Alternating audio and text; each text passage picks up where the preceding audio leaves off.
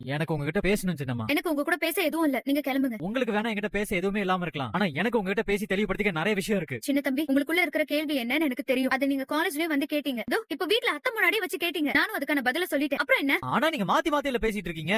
என்ன மாத்தி மாத்தி பேசுன? ஆமா, நீங்க மாத்தி மாத்தி தான் பேசுறீங்க. சின்ன தம்பி, நீங்க காலேஜ்ல என்கிட்ட என்ன சொன்னீங்க? அம்மா எனக்கு கல்யாணம் பண்ணி வைக்கிறேன்னு சொல்லி நீங்க எனக்கு கொடுத்த வாக்க உங்களால காப்பாத்த முடியாதுன்னு சொன்னீங்க. அம்முவா அது யாரு? அதனாலதான் உங்களுக்கு என் முகத்தை பார்க்க சங்கடமா இருந்ததாவும் தனியா காலேஜுக்கு கிளம்பி வந்ததாவும் சொன்னீங்க. ஆனா இப்ப அம்மா கேட்கும்போது வேற காரணம் சொல்றீங்க. சின்ன தம்பி, அத்தைக்கு முன்னாடி வச்சுதானே சொன்னேன். உங்களை எதுவும் சொல்லாம உன் விருப்பம் துரசின்னு சொல்லிட்டாங்க. ஓஹோ, அப்ப உங்க விருப்பம் நான் உங்க கூட வரக்கூடாது. முதல்ல ஏன் ரூம்குள்ள நீங்க இந்த நேரத்துல இப்படி வந்ததே தப்பு. முதல்ல வெளிய போங்க. ஐயோ மன்னிச்சிருங்க சின்னம்மா, நான் ஏதோ டென்ஷன் அப்படியே பேசிட்டு உள்ள வந்துட்டேன். நான் வெளியில போயிடுறேன். ஆனா நாளைக்கு நான் தான் காலேஜ் கூட்டிட்டு போவேன். இதே விஷயத்த நான் சின்னையா கிட்டயும் சொல்லிருக்கேன். உங்களுக்கு எப்பவும் பாதுகாப்பா இருப்பேன்னு என் மனசுக்குள்ள சத்தியம் பண்ணிருக்கேன். சின்னம்மா, நானே உங்களை காலேஜ் கூட்டிட்டு போறேன். வேணா உங்க கால்ல. சின்ன தம்பி, ஏற்கனவே மனசால நான் அவ்வளவு கஷ்டப்பட்டிருக்கேன். இப்ப என் கால்ல விழுந்து இன்னும் என்ன கஷ்டப்படுத்தணுமா நீங்க? அப்ப நான் வேற என்ன பண்ணா நீங்க என் கூட காலேஜுக்கு வருவீங்கன்னு சொல்லுங்க. சின்னம்மா சொல்லுங்க சின்னம்மா. சின்ன தம்பி, நான் தான் சொல்லிட்டேன்ல. சின்ன தம்பி, நீங்க அம்மாவை மறந்துடுறேன்னு சொல்லுங்க. அவளை இனிமே நீங்க தேடுறதுக்கான முயற்சியும்